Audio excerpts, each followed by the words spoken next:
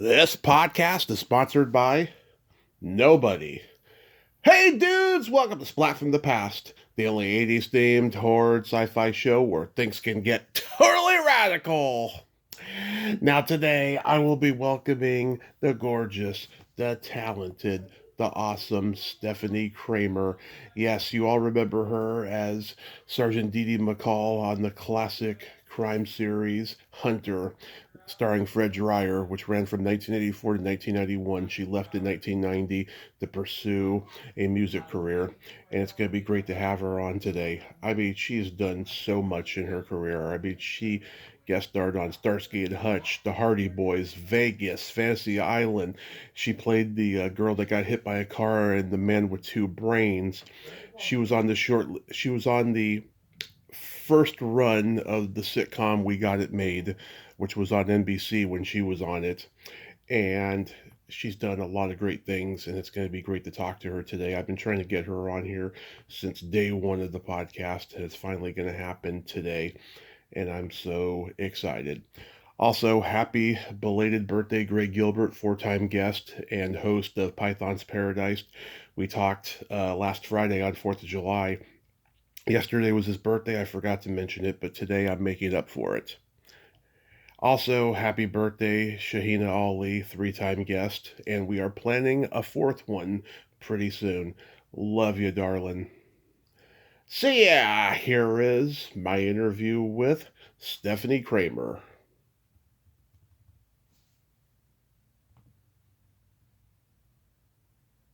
Hey, Stepfanie, welcome to the show. How are you today? I'm great. Thank you. Nice to meet you over the phone, Tommy. Yeah, absolutely. I can't tell you what a great honor this is. Thank you so much for coming on today. We'll have fun. Yes. So, going back in time, did you gravitate toward acting early on in your childhood? Yes, absolutely. When I was, I think, 6, Mm-hmm. maybe 7, I can recall sitting on the front porch with my mom. And, excuse me, I remember looking at her and saying, when I grow up, I'm going to be an actress and a singer. And she just looked at me and she said, okay. I always knew what I was going to do. Yeah, it sure sounds like it. Did you get involved in school plays and community theater and all that? All of that. Absolutely. And man, was it fun. I just loved it. As soon as I was old enough well, that would be middle school, so you're like 12, 13, 14, I enrolled in drama class. And I remember it was just a blast. And I was doing some comedy, and I don't recall what it was, but I was playing a little old lady. And I can remember that was the first time I heard people in the audience just laughing at what I was doing. And I thought, oh, wow, this part's fun. And so it wasn't like I needed to feel that. It was just, I could understand at some level there was a recognition, if that makes sense to you. Absolutely. And then I just stayed with that. And when I went to high school, I was very fortunate to go to the public school way up in a place called Chatsworth, California. Mm-hmm. And at that time, it was a different area than it is now. You know, when I grew up out here, it was orange groves and horse ranches and open fields, and before everything was developed. And I just loved that semi-rural feel. Anyway, in my high school, the head of our drama department was Robert Corelli. Mm-hmm. And that man had such a knack, such an insight, and a way of being able to present the love and learning of theater to kids at such a deep connection that there were a lot of kids around LA who transferred to that school just so that they could, work under his tutelage, even at a very young age, 14, 15, 16. But he was that impressive. And I'm still friends with he and his wife today, as a matter of fact. I'm having lunch with them next week. Nice. And in that school, like in my couple of years surrounding my graduating class, we had, aside from myself, we had Mayor Winningham, Val Kilmer, we had Spacey, we had Diane Delano, Curly Tepper, Rick Sparks. I mean, people that maybe some of whom might not be household names, but they went on to have wonderful careers in the theater. Absolutely, yeah. Did you go into high school in LA? Did you go with anybody that we would know? You mean dating wise as a kid? No. No. I mean like classmates, kind of a thing. Well, the people I just told you. Oh, okay. Yeah, they were all there, and all of us were working and studying under Bob Crowley. So there was such a sort of a zeitgeist of energy, of talent, of kids, all at the same time in my high school. And, boy, it was palpable. It was great. So then you attended the American Academy of Dramatic Arts. How about any classmates there? I'm sure there are. Right in this moment, I mean, the history of that school, is well known. As you know, so many people have come out of the academy, either on the East or West Coast, that went on to have wonderful careers in theater, television, and film. In my particular class, I guess it would be Dennis Haysworth. Oh my God. Him and my mom grew up together from kindergarten till senior year in high school. And I have a picture with him when I was 5. He was in town for my mom's high school reunion. You're kidding. Nope. I know Dennis Haysbert, I'm proud to say. Dennis Haysbert was just always a great kid and so talented. I guess Dennis is the one that first comes to mind, and I'm sure there might be others, so I apologize if anyone's listening going, how come you didn't tell them about me? Yeah. I just can't remember right now in the moment. I think I need another cup of coffee. So you did musical theater. You played Maria in West Side Story? I did. Opening night was my 18th birthday, and God, I still love that show. Yeah. And then since I began learning in theater, about theater as a kid, that was always my intention. And when I graduated from the academy, the board of directors said, okay, now you have to go to New York. Mm-hmm. You got to, because you're going to do musical theater. You got to do theater. And I remember saying, I had this feeling. I said, no, I'm going to stay here and work in television, and I'm going to start singing rock and roll. And I was trained legit as a mezzo-soprano. And they were like, what are you talking about? I said, I don't know. I feel that this is where I'm supposed to stay to do this right now. Not to mention, graduating, I had like $7.05 and couldn't support myself moving anywhere. So, I stayed living at home while I first started working. So that was of great benefit to me on a lot of different levels. Yeah, later on, you were directed by another guest of mine, the late, great Tony Mordente from the original West Side Story movie. I love Tony. I loved Tony. Yeah, did you tell him you did the play? Oh, he knew. Okay. Of course. Because he was, when we were doing Hunter, I think around maybe the second year, perhaps right around the second, third year. Yeah. Both Fred and I decided on a list of directors that we wanted to work with, because you have a different one come through every week, right? And there are some that you just resonate with better than others, for whatever the reason and the criteria that he and I decided upon at the time. So we said, here's like the 5 people we want to work with, and Tony was, of course, on that list. Yeah. We used to have so much fun. Tony, I can't recall. We would laugh so hard, Tony and I, that sometimes we had to cut. We couldn't work. We'd have to cut. Mm-hmm. We'd have to walk off the set and just say, okay, just don't talk to me. Don't look at me. We couldn't hold it together. Yeah. We have to take 5. and come back and try to do it again. Yeah. And it was just because we made each other so silly, and we would just laugh. He's one of the most delightful, insightful, kind, talented, caring directors, and I truly enjoyed him. I'm sorry he left so early and that he's gone, because he was a wonderful man. Yeah, great guy. We used to call him the Mini Guinea. The Mini Guinea. I love it. Love it. Is it true that you were almost cast on Dallas?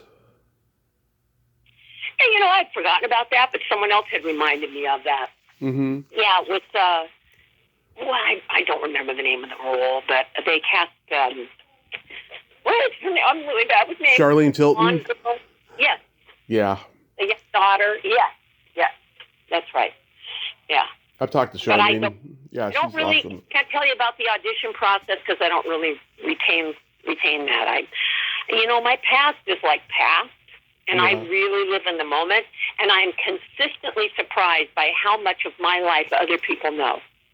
Yeah. And they come up and go, "Hey, remember when you did the so-and-so and the such-and-such?" I'm like, "Oh, yeah, forgot about that. That was cool." I mean, seriously, it's like, not that it wasn't joyful or didn't impact me, but I have lived and continue to live a very full life, so I don't really carry all of that in my head. I'm too busy being here now. Mm-hmm. Like your first TV credit, according to IMDb, was Starsky and Hutch, where you played a manicurist. Yeah, that's right. I think I was still in school. At the academy. I can't remember. I had one line, which was something like, "The phone's for you, Mr. So-and-so," but it got me my SAG card. Mm-hmm. It got me into the union, and that meant I could go forward and audition for union gigs. Is when I was graduating from the academy, we were doing Stephen Sondheim's musical Company, which is one of my favorite all-time shows, even to this day. And there were a couple of representatives and agents from William Morris who came to the graduation program and saw the show. And they met me afterwards and gave me their card and said, "We want to bring you on to William Morris." And I was a kid, and I talked to the board, and they all said, "Well, they're like a really big agency, and you're just starting out, and you're just going to get lost there. So we suggest maybe you don't do that." And I thought, well, what did I know? And not much, really. And about 6 months later, I called them, and they were like, "Yes, please." So they signed me pretty much from graduation day. Nice. It was really nice. I was very fortunate. That you were on the Hardy Boys along with Valerie Bertinelli and Kim Lankford. I think you get attacked by a dog or something in that. Did I? Yeah. Like a rabid dog or something. Okay, if you say so. Although I do remember Valerie. She was lovely. Oh, yeah. She was on One Day at a Time at the time. Ah, yeah. And we would always run into each other, and it was great. I remember last time I ran into her and Eddie were actually outside the Guitar Center, of all places. Yeah. Not a surprise. But really nice people. Yeah. Very nice. Yeah. You did 2 interesting episodes of Fantasy Island. One you did with Leslie Nielsen, Eve Plum, and Murray Windsor. What a motley crew that is. Oh, my gosh. You know what? It was so much fun. I remember laughing a lot. And Marie Windsor, who was just, come on. Yeah. That's old Hollywood on a different scale. And I was always so gravitated toward that because I'm like, man, you've been there, done that. Mm-hmm. Right? Yeah. He was always like, he did that sort of, what was that? What do I want to call it? Like the femme fatale kind of role. Oh, yeah. The Girl Friday, femme fatale. Films before I was born. And she was such a nice woman.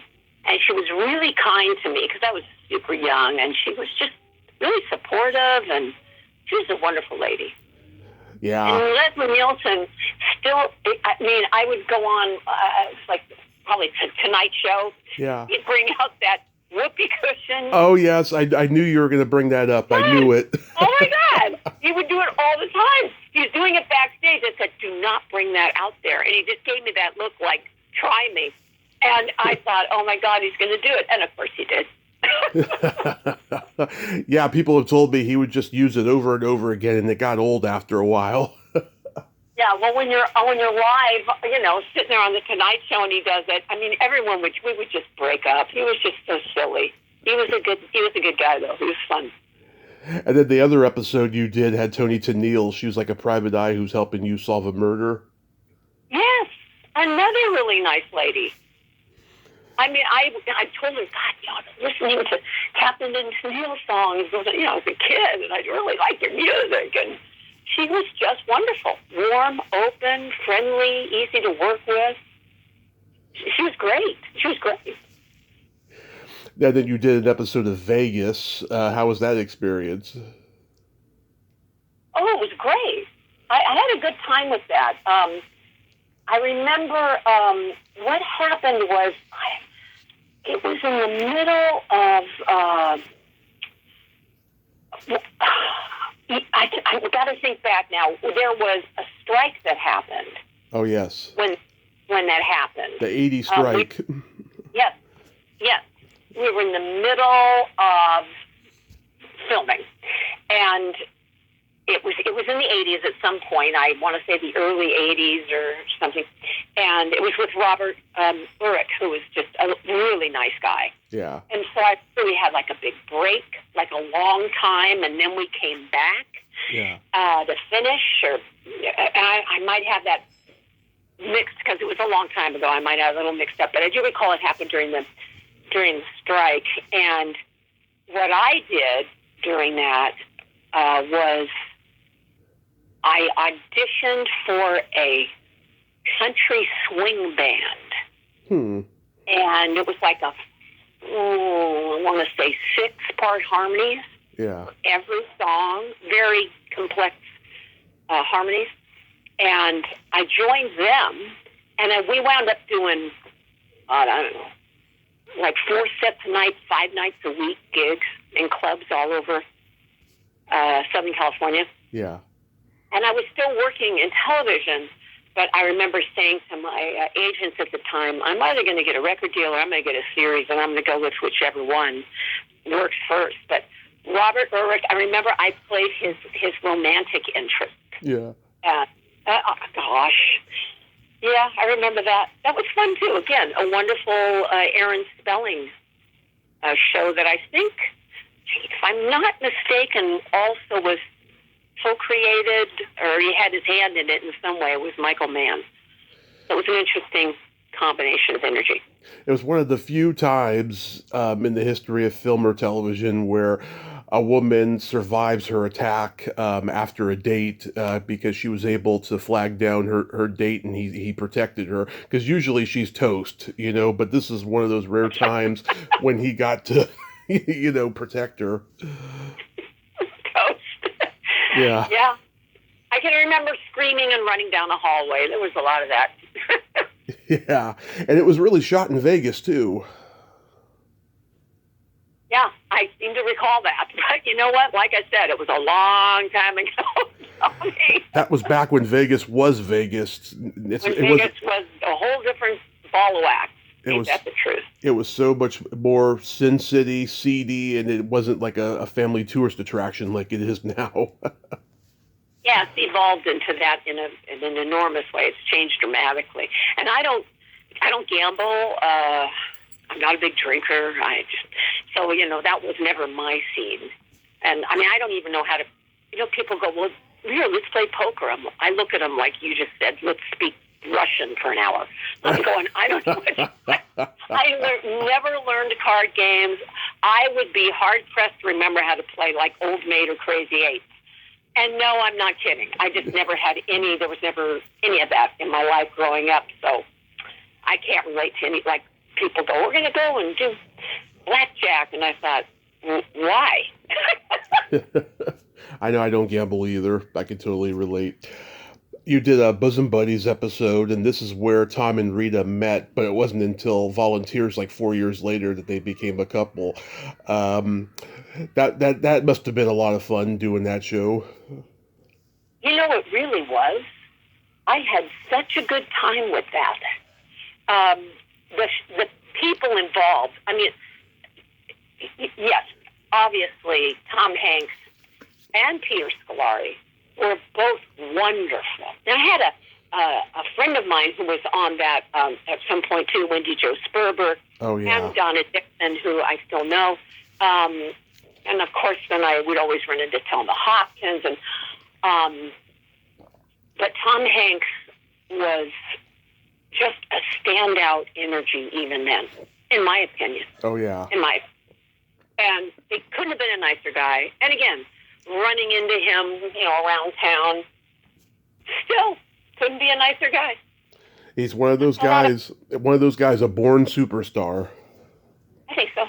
Yeah, and Peter Scolari was a very talented actor also, and a sweetheart. And unfortunately, he passed not too long ago too. Too early. Oh yeah. And so did Wendy Jo. So did Wendy Jo Sperber. Oh yeah, she was so good, so talented, so funny. Yeah, I heard Hank say in an interview, he said, you don't do a show like Bosom Buddies and not become lifelong friends with Peter Scolari, because they did a lot of male bonding on that show, because they took a lot of shit for that show, just for the fact that they were in drag, and just they got made fun of a lot by critics, and they thought they were going to be like, the kids on Father Knows Best, that was going to be the roles that defined them for the rest of their careers. They had no idea what their future held for them at that time. Isn't it funny how things evolve? Yeah. 2 Academy Awards. Right, and deserved, in my opinion. Well deserved. Very well deserved. Yeah, I mean, Tom Hanks is my favorite actor of all time, probably. Yeah, he's one of mine for sure. Absolutely. You play a woman hit by a car and the man with 2 brains. That has to be a huge career highlight to be directed by Carl Reiner and then in a scene with Steve Martin. I'm pretty sure I was at the Academy, and the head of the dance department, Mm-hmm. and somebody else who I can kind of see their face, but I don't remember who he was. They came up and said, "Hey, there's this film being done, and it's with Steve Martin and Carl Reiner, and it's a part, and maybe you'd like to do it, And I'm like, I'm going to go, no, I don't want to do that. What are you, nuts? Of course I would. And there was no lines. It was just Beautiful Girl was the name of the part. And I remember I wore a metal mesh gown that I think weighed 30 to 35 pounds. It was like, you got to be kidding me. It was really heavy. But the best, when you're just saying with Carl Reiner and all that, the best part was sitting off set, just sitting there and just shooting the breeze with him and talking and laughing. Because, again, it's those moments for me where I'm thinking, oh, my God, I'm sitting here, having a cup of coffee with Carl Reiner. That was pretty great at that time. Pretty great indeed. He starts strangling Steve you. Martin. I'm a mega fan of Steve Martin. Oh, yeah. So that was just, couldn't get any better. Legend. Yeah, he starts strangling you in front of the crowd because he needs a specimen very badly. He needed, what was it? My body to put a head on, or my head to put a body on? I can't remember. I don't know. It was just the weirdest thing, but I was like, yeah, I'll do that. Why not? I'm surprised you didn't do more theatrical movies, after this, because you certainly had the chops for it and the beauty. Well, thank you. It wasn't like one was necessarily better than the other. It's just that television just really started to take off for me. So I just went with it. You did 2 episodes of The Dukes of Hazzard with another guest of mine, Lydia Cornell, who I adore. Oh, she's so nice, isn't she? Yeah, just a sweetheart, genuine sweetheart. And she's made mistakes in her past, and she's admitted to them, and she's just spreading joy to everyone. Oh, good for her. Yeah, that was a lot of fun, and both John Schneider and Tom Wopat were lovely and easy to work with. It was a very easy, just pleasant experience, you know. It was just a very kind of easy, fun job. And Lydia was and still is just a wonderful gal. They do these reunions every summer at car shows where half the cast is there signing autographs. I mean, apparently it gets pretty big over there. Oh, isn't that fun? Yeah. Wow. So I've talked to Terry Copley and Bonnie Urseth about We Got It Made. I think the show was hilarious when it was on NBC, and then when it went into syndication, it kind of was not as good anymore because half the cast was changed. But when you were on it, what was the experience like? That was it was a half-hour sitcom. Mm-hmm. In regards to the schedule, it was a piece of cake. You know, you mean like all half-hour sitcoms in front of a live audience in those days. I guess it still is. I don't know anymore. And, you know, everything's changed so much. But you would rehearse, like Monday through Thursday, and then Friday was tape day. And you would do 2 tapings of the same episode twice. It would give the director and producers edit capability if one gag worked better on a different audience and another, you know, that kind of a thing. We had a lot of fun. I wound up working with Matt McCoy later on. What was it we did? It was some film we did. I think it was a Hallmark movie. I can't recall now, but It was just so much fun to see him again. And Tom Villard, who I thought was wonderful and just had such an incredible kind of wild, fun, crazy energy. Yeah. He became a good friend too, and I was, you know, of course he had a very sad early demise in 94, I think.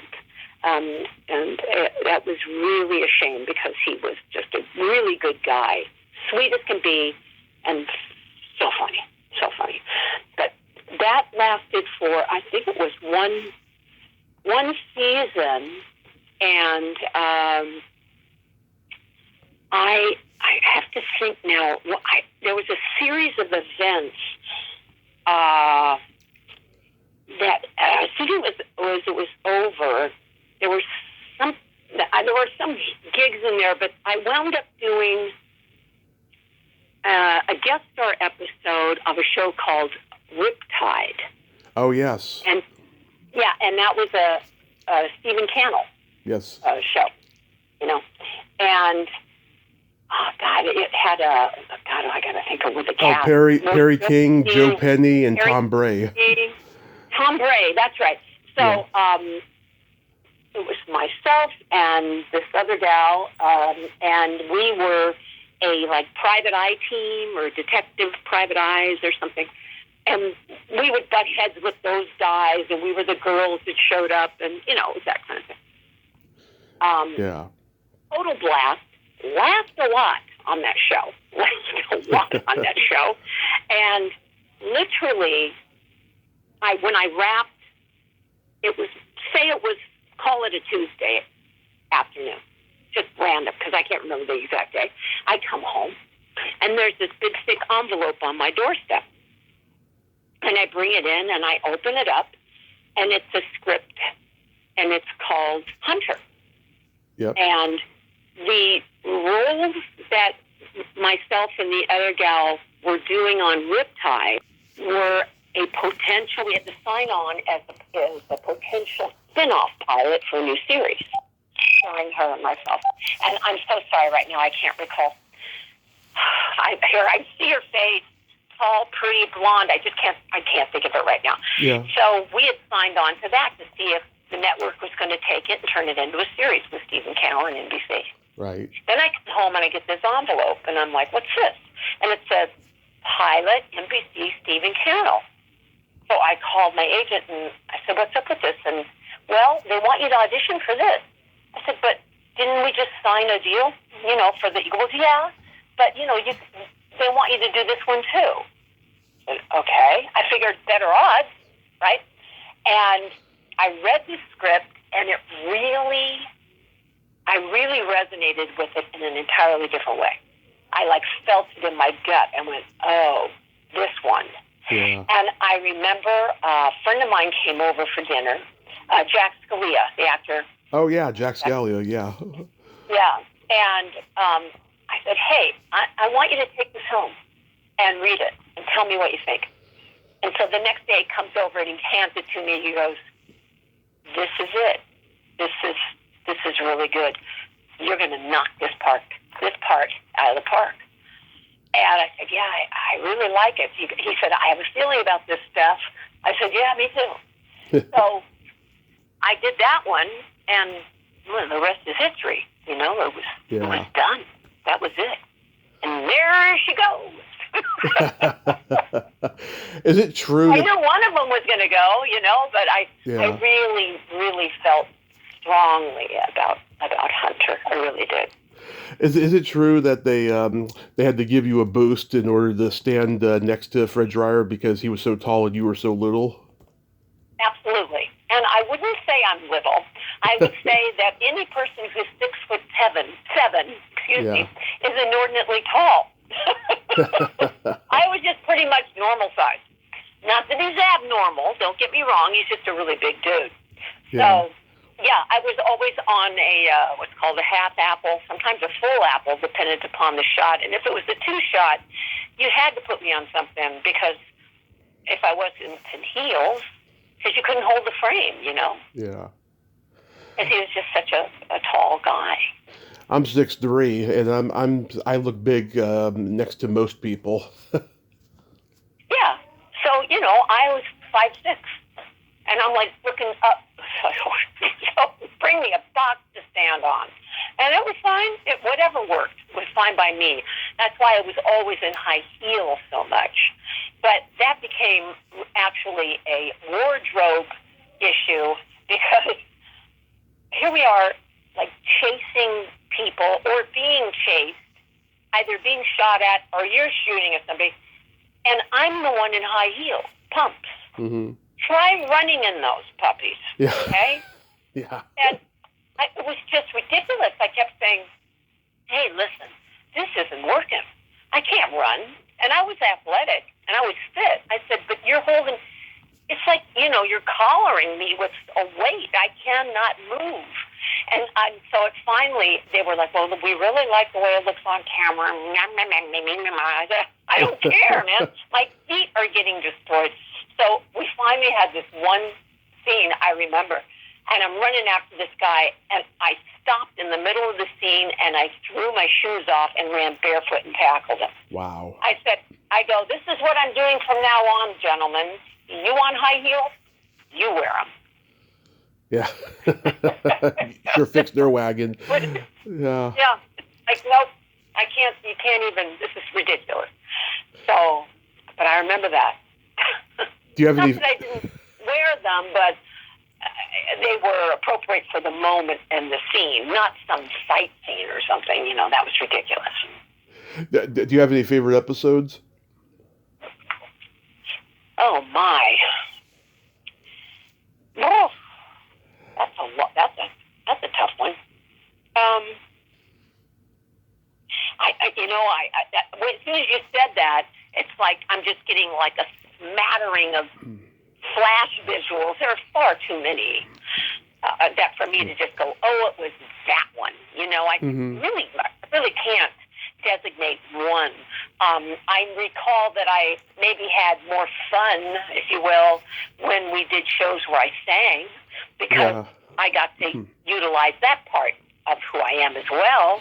So that had a different fulfillment quotient for me as an artist.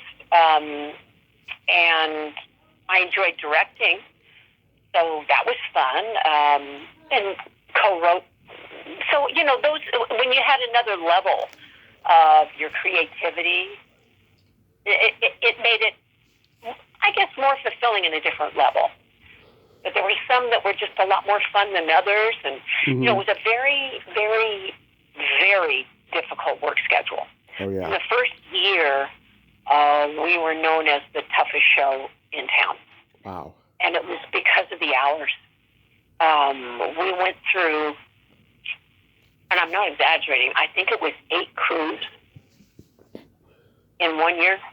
Yeah. Department heads and everything, because no one could sustain the hours. And it got to be ridiculous.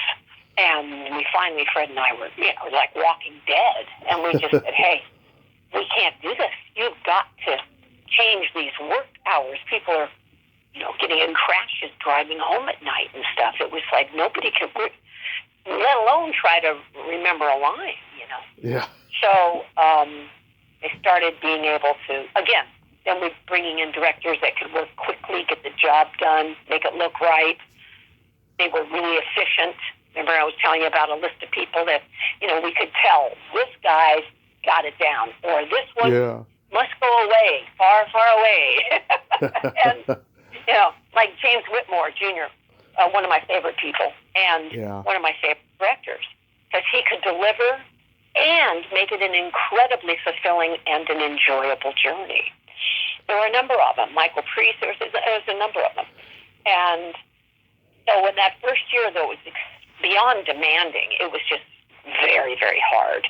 And then it kind of found its stride. You got your feet under you, changed the shooting schedule, got the hours down, was able to still deliver and do it with less, wear and tear on everybody. And that served all of us. But in terms of just one, it's really hard to say, Tommy. I don't know. There's many.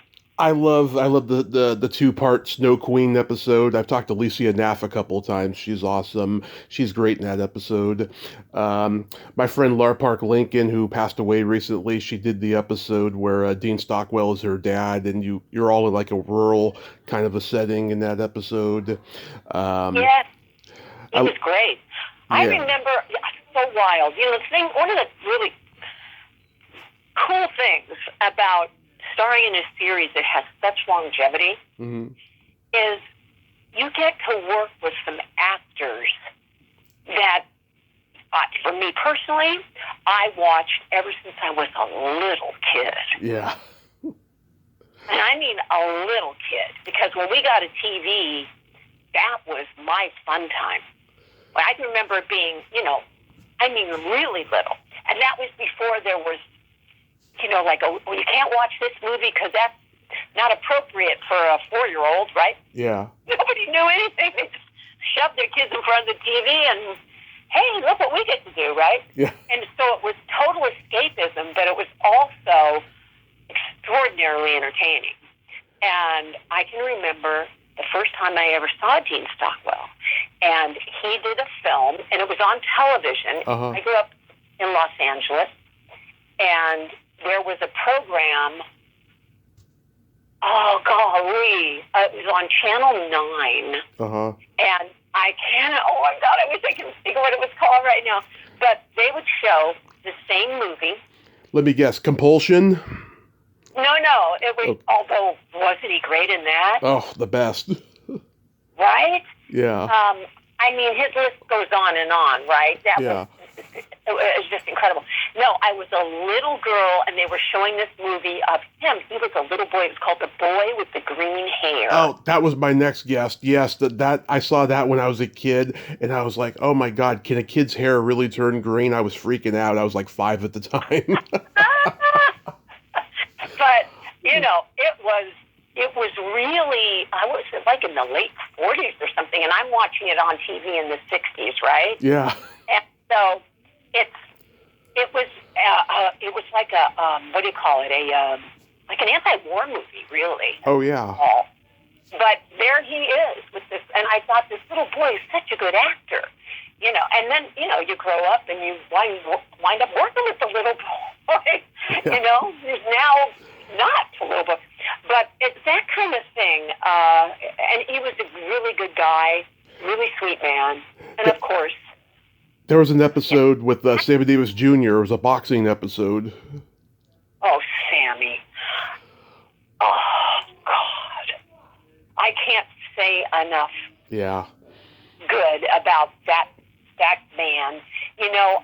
Before he came on Hunter, I was so blessed that let me step back. You remember in the 80s and I think certainly when I was growing up, 60s, 70s, 80s, they had these, what do you call it, shows?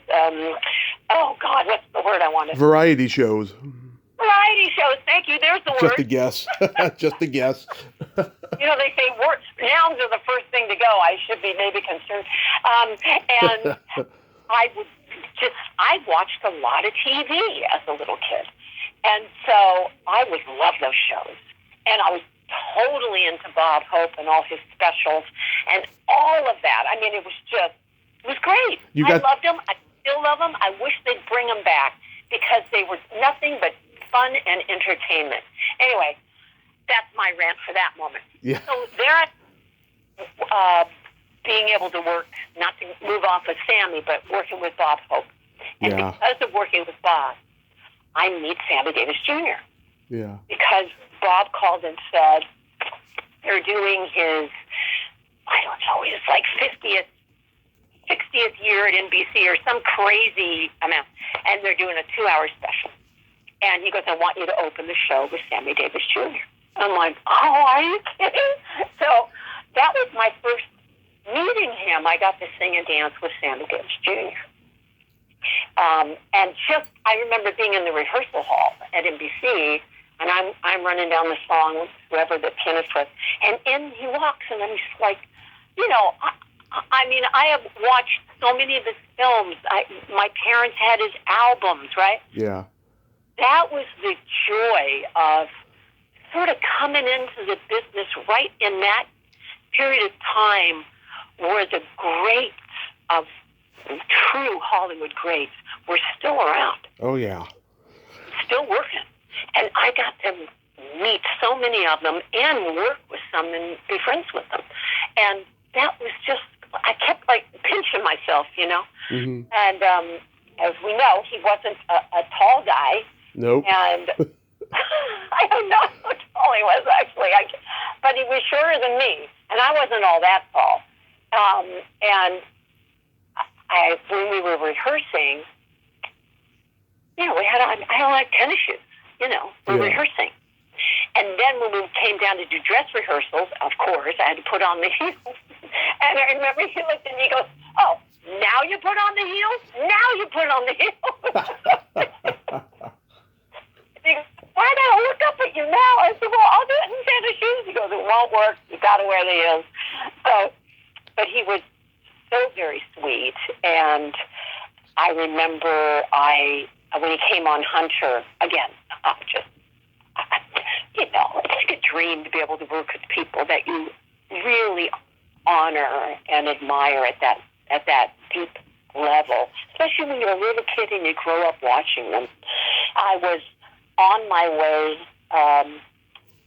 to do a film in Europe, and this was back in 1990, and mm-hmm. I knew that, he was ill.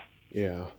And I called just to tell him, I was off to do this movie, and that I was thinking of him, and I was praying for him, and, just kind of a pep talk and sending him good vibes and let him know that he was loved. And, of course, he did pass, and he was only, I don't know, 63, 64, something like that. Yeah. God. Well, what a talent. The best that there was. Yeah. I also love the episode where Dee Dee has to go undercover in the porn world, and Rita Taggart's that kind of grooming, talent agent. Oh my God! That became a little old, though. First of all, mm-hmm. I've written scripts, so I know when you have to, if you're in a writing room, yeah, and you pump out 22 episodes, and you got to keep it fresh. Yeah. It's hard. So what was the fallback? Make her a hooker. Yeah. What do we do? I don't know. Let's make her a hooker again. That got a little on the old side for me. Yeah. But I can remember that too. I was like, oh, guess what? Oh, how unique. I'm a hooker again. But that stopped after a while. But it's hard. And with all respect to our writers who work their butts off, it's hard to come up with, I mean, what shows, I don't even know. Are there shows now that have 22 episodes a season? Now they're like No. 8, 9 maybe? Yeah, they're like 9 on Netflix or something. Yeah, but 22? Yeah. Whew, that's a lot of story arcs. It is. It is. I've talked to Bruce Davison, and I've met him in person. Great guy. He must have been great to work with. Oh, yeah. I think the world of him. Again, I was aware of his work when I was a kid because I watched it. Mm-hmm. You know? I mean, I remember watching him do, of course, way back when I was in junior high, Willard. Remember Willard? Oh, yeah. The movie Splat? Yep. Right? And then I'm sure he probably thought, oh, my God, I hope I'm not labeled as, you know, the rat boy forever. Like you were talking about Tom Hanks. He thought so. Yeah, he thought so. But such a, you know, a talented guy. And there were so many things he did. Remember Last Summer and all that. Yeah. I remember all of it. And, oh, yeah, he was in, I cannot remember. There were so many things. Anyway. Good man, really kind, super talented, and was just a good guy. Just a good guy. Very good guy. A lot of fun to work with. We had how many good guys? You had Garrett Morris, Charles Hallahan, lots of good actors on that show. Well, Charlie Hallahan came in our first. Well, no, I can't say it was our first, but I mean, we had John Amos as our captain. Oh, yeah. You know? I forgot he was on there. John Amos, he was our captain, and then they tried out a number of different people. I don't know why. They just kept changing it up. I don't even remember why. Mm-hmm. Working with John was always pleasant, and he could be quite silly. Yeah. And which I will always go there. I will always go there. Yeah. I mean, if the joke to be had, and if there's something silly that happens, I tend to find the humor in almost everything. Yes. And it's not that I'm not a focused, disciplined actor who cares about my craft. It's none of that. But I'm sure that I've utilized my humor as a way to just sort of, you know, deflect the stress. And it's a very demanding profession. So that combined with, I've always had a sense of humor, and I find, like I said, humor in most things. You have a great sense of humor. I remember I saw you on the Arsenio Hall show, and there was something in the news that day about a guy who had an hour-long orgasm, and Arsenio said to you, "Wouldn't you like to have an hour-long orgasm?" And you're like, "Of course." I don't even remember that. Yeah, it's on YouTube. Oh my God, that's so funny. Yeah, I remember there was one of my times with Arsenio on his show was there was a special two-parter. Yeah. That we had done on Hunter where the character had been raped, and it was handled really well, and it went over really well. You know, it was a really powerful kind of segment. And then maybe a year later or so, 2 years later, Stephen changed up our execs, and unbeknownst to me, they had optioned a book by, I think it was Dallas Barnes, okay, where this female cop gets raped, and she solves it. So I was on the set, and Jimmy Whitmore goes, "Hey, Steph, come here." And he said, "Did you get the new script for next week?" I said, "No, I haven't read it yet." And he gives me this look. He goes, "You need to read it." I said, "Okay. Why? You've got a weird look on your face. What do you know that I don't know?" He goes, "They want to rape your character again." Ugh. What? Yeah. Are you kidding? What? No. He goes, "You need to read it." So I had the PA bring me a copy, and I said, "Hey, guys, that's a no." Yeah. You know, you can have her go through whatever and any and all, but you can't do that again. That's nothing more than continually perpetuating the, you know, the visual and the thought and the energy of violently violating women for ratings. Yeah. I think we already did it, and it was handled really well. Not doing it again. And you need to work smarter. So we got into a bit of a conflict with that. Mm-hmm. And Arsenio brought that up, and I said, no, I don't want to do that again. I go, if they want real ratings, don't rate me, rate Fred. There's your ratings. Yeah. Shit. I said, I mean, seriously, it's that crazy to me. So anyway, they finally agreed, and the episode worked really well without that thing happening to the character yet again. And I guess all of the press that led up to it anyway gave them the ratings they wanted. So yeah, ultimately it all works out. You did a hilarious TV movie called Take My Daughters, Please. I used to see this all the time on the Lifetime channel back in the day. That must have been fun with Susan Rutan, who I've talked to, and Deidre Hall, and Kim Delaney, and Rue McClanahan. God, that's a great cast. Oh, man. Wasn't that fun? Yeah. It really was. That was, first of all, Rue McClanahan, hi. Yeah. I mean, I really liked her. And I remember the director was Larry Elican, sorry. Yeah. But Rue was just wonderful.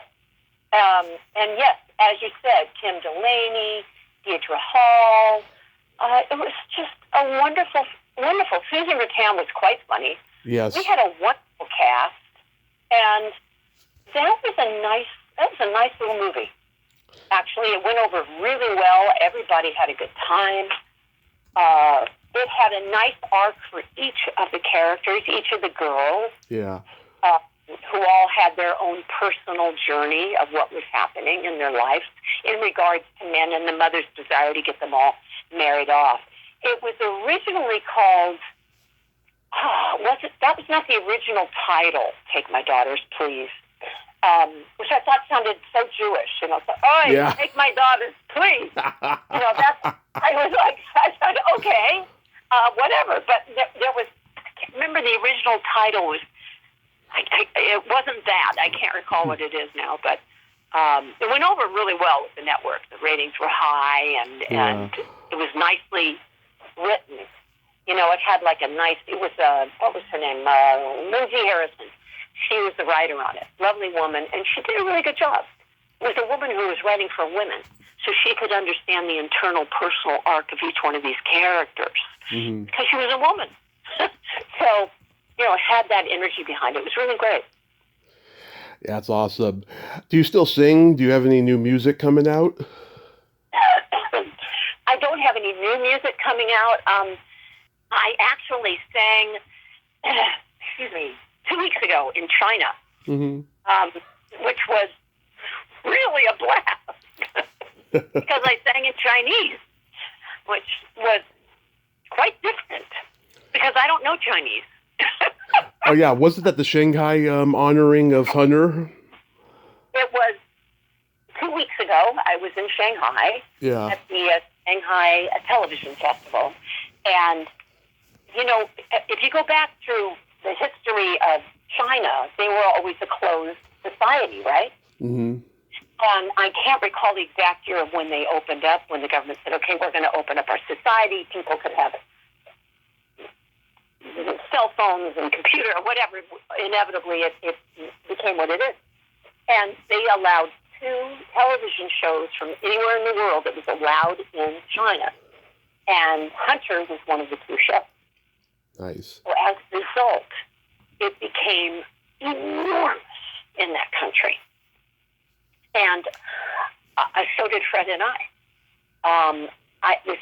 It was incredible. I was there in 1990, and I couldn't even leave my hotel. It was just too much, the crowd, it was too much. Right.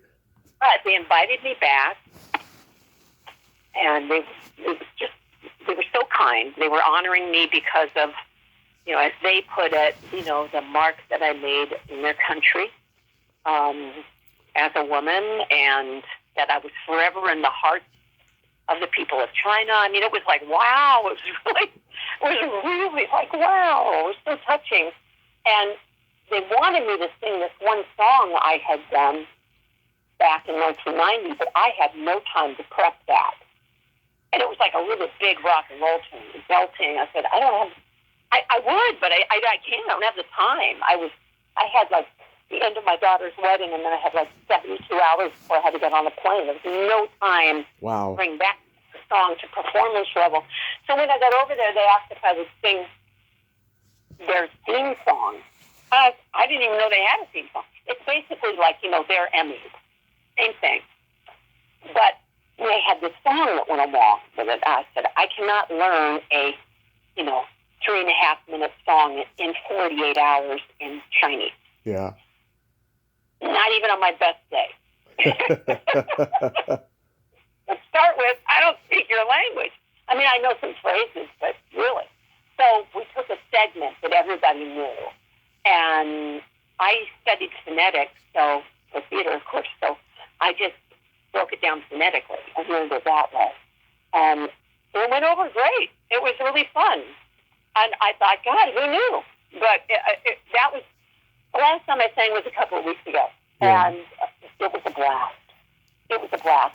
I love to sing. I have had a one-woman show that I've taken around the U.S. and represented America over at a big international music festival in Mexico, outside of Mexico City. Nice. And I wound up writing a lot, so I just sort of moved into that energy because I was always a writer as well. And so I really focused there. Not that I stopped singing, not by any means. I have over here, which you can't see, there's sheet music over here, funny to ask, that I'm working on building for another show. And I've always wanted to record a Christmas album. I'm a big Christmas music freak.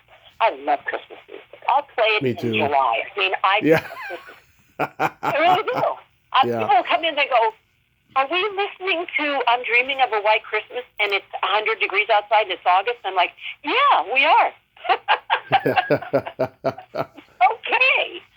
So there's that. But, well, it's like I created a podcast. I wanted to put something out that was... reflections? Yes. Yeah. Something that would be a positive potential, for people to... Some people just even begin to do a deep dive into their inner selves and start to think about ideas and concepts from a different place. And so I would take one quote a week, mm-hmm. and I would just comment on that for, 2-3 minutes. People don't tend to have the best focus as much as they used to, shall we say? Yeah. So you kind of have to make it a little shorter. But I did that for over a year. I did it for a year and a half. Yeah. And then I finished that, and now I'm actually working on a different show, a different podcast. This is an interview show. Nice. I don't like what you've been doing, but I'm going to do it on YouTube. Nice. And it's called The Other Side with Stepfanie Kramer.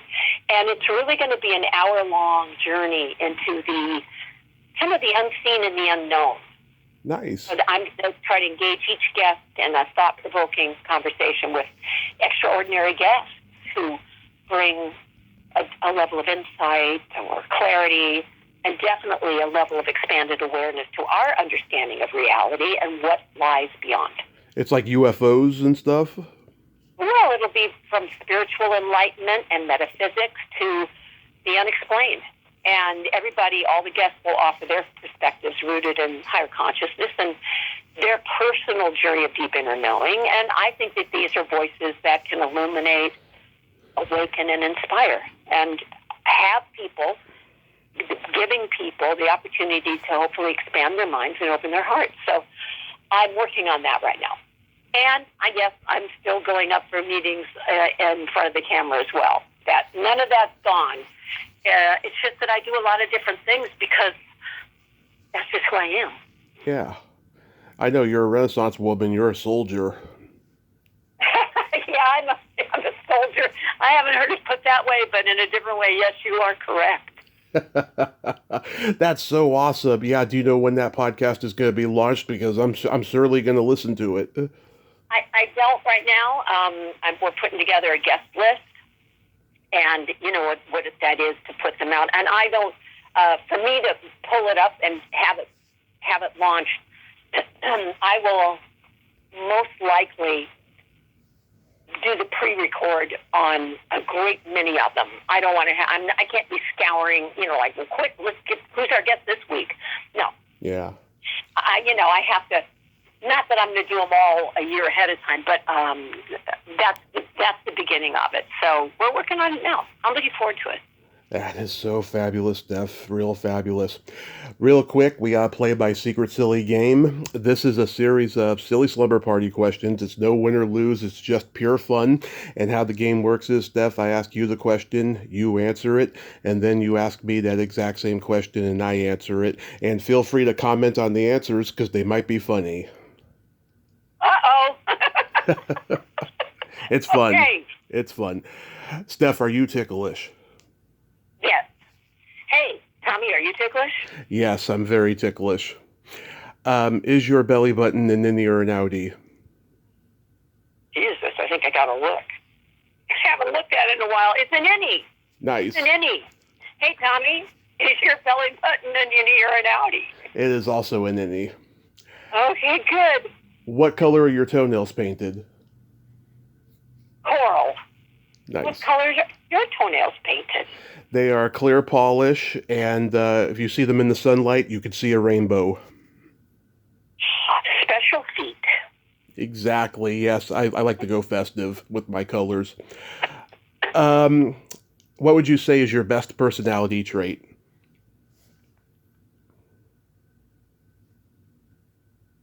An open heart. Oh, yes, I agree. What about you, Tom? I have empathy, and I have no filter. A perfect combo. Yeah, I'm a Gemini. What can I say? What's your guilty pleasure? My guilty pleasure? Oh, golly, that's a long list. Give me your favorite one. Golly. Well, I don't know. I do like ice cream. Okay, that's good. Ice cream, yeah. What's your guilty pleasure? Pizza and watching a raunchy sex comedy movie. That's so dude of you. It is. It is. Yeah, that's like what a dude would. Yeah. And I'll add ice cream to the mix too because I love ice cream as well. Yeah, I do too. And then my favorite question, is there a stinky smell that just makes you gag? Is there a stinky smell that makes me... Yeah, but I don't know what it's called. It's this cheese in France. It is nasty. It's stinky cheese. It's stinky cheese in France. Oh, my God. I was like, gotta go. See ya. It was the worst smell I ever smelled. Yeah. I don't mean anything against the French. I love them. But that cheese has got to go. Yeah, I agree. And then for me... Yes? It's either farts or feet. Yes. Well, again, you are a dude. Yeah.